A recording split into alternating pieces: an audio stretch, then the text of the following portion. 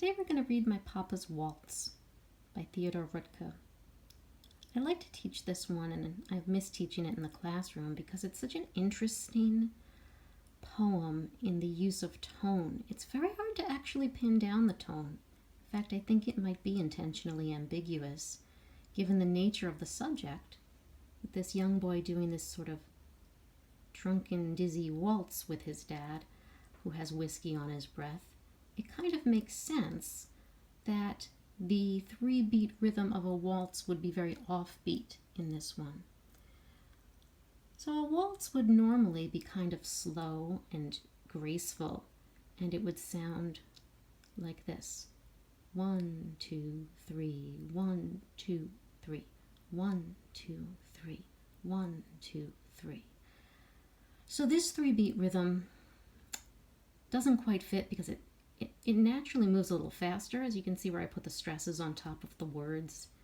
Whiskey, on, breath. And in some places there's actually a fourth, extra syllable, which lends an extra beat to some of the lines, like when it ends with dizzy and easy. There's a 7th syllable instead of 6. So listen for things like that. And the sounds of the words are part of this poem, just like any poem, but I think it's really distinctive in this because there is this contrast with a graceful, slow waltz. So this is My Papa's Waltz.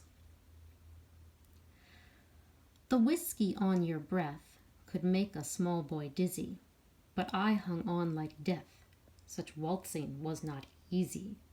We romped until the pans slid from the kitchen shelf.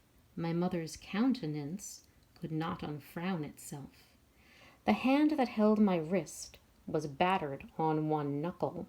At every step you missed, my right ear scraped a buckle. You beat time on my head with a palm caked hard by dirt, then waltzed me off to bed, still clinging to your shirt.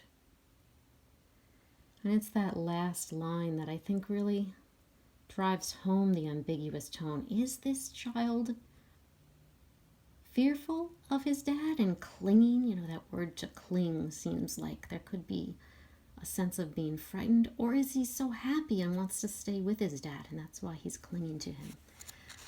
And I just think it could be both. Although I've read all of the comments, and I think lots of you made good points about how the father seems like he could be drunk here, or he could be just had a little bit to drink, or maybe just a little bit too much. There's a lot of room for interpretation. But then there are these words that make us question it, like dizzy and the simile like death. We would normally say something like I held on for dear life, but I hung on like death sounds scary. Although dizzy sounds a little bit like, oh, well, it could just be very lighthearted, like a little kid spinning around in a circle who thinks it's fun.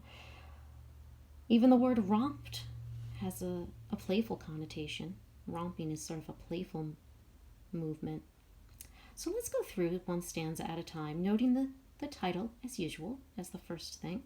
This is not your typical waltz. My Papa's Waltz is going to be a different kind of waltz. So the rhythm, the beat, the movement, the way that, I really had to read it the way I read it because of where the syllables are accented, where the emphasis lies. And it starts out with reference to sensation. It's the sense of smell, in this case, the whiskey on your breath. And it's not really just the smell, but the fact that the alcohol content's so overwhelming that it could make a small boy dizzy. And it begins very abruptly, too. He's already in the midst of this waltz. He's already hanging on. But I hung on like death. Such waltzing was not easy. Even the phrase not easy, we see the struggle the child is going through right from the very beginning. Struggling to hold on, but also probably struggling to figure out how to feel. What's going on with Dad here? Is he drunk? Is he having fun with this child? Is he scaring the child? We don't get a lot of information until the second stanza, where we see the mother's reaction. We romped until the pans slid from the kitchen shelf. Romping is kind of a playful act, but when pans slide from a kitchen shelf, imagine the sound that makes. That sounds a little too much. If you're bumping into a shelf and the pans are falling, that's going to be a really big, loud, crashing sound. And the mother's face, her countenance, or her facial expression, could not unfrown itself. It's a double negative there. You don't normally do that unless you're making a point. Could not unfrown. The not and the un are the double negative. So why? Why could her face not unfrown itself, almost as if it's in this perpetual state of disapproval, maybe even worry, concern, definitely not happy. The hand that held my wrist was battered on one knuckle. A phrase like battered suggests some kind of fighting, and some people, I know a lot of you said in the discussion boards, that could even suggest abuse. It does say that the hand is holding the wrist. You wouldn't normally dance with someone by holding their wrist. You would very gently place your hand in the other person's hand and do a very light hand holding while you were dancing. But this is holding the wrist, kind of like grabbing and swinging them around. And then, of course, you don't know why that knuckle is battered. Did he get in a fight? Was he just working outside? What's going on there?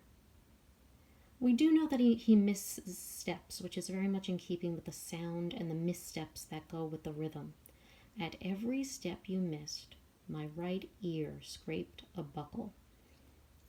The child's ear is buckle height. That's the belt buckle. So it's a small child here if his ear is only up to the father's belt buckle. But that's a little bit, it's not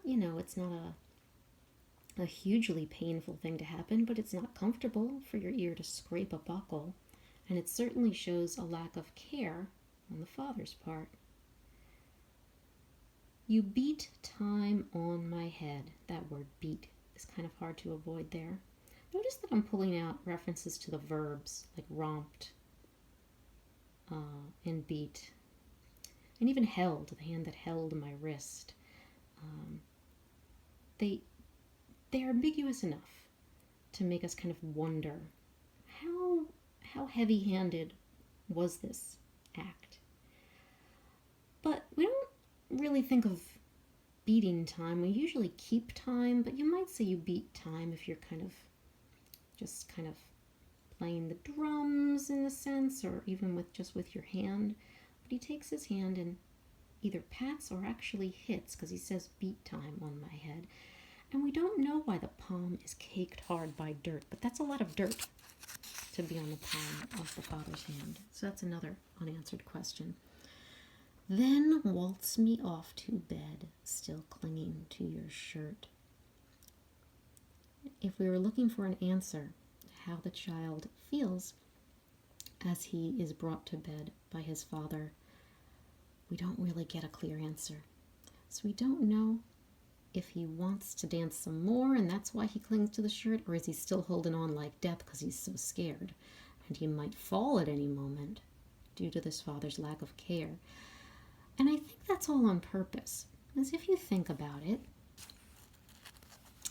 if a child is going to be with his own father, he is going to love that person. He's going to love his father because that's just what children do. Right? Children love their parents. It's normal.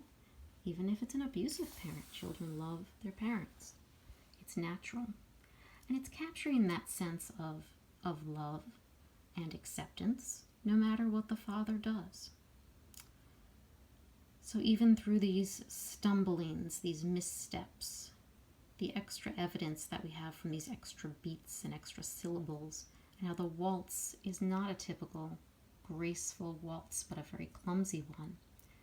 It's all evidence that something's not right. But how does the child feel about it? Well, it is told in reflection. There is the use of the past tense.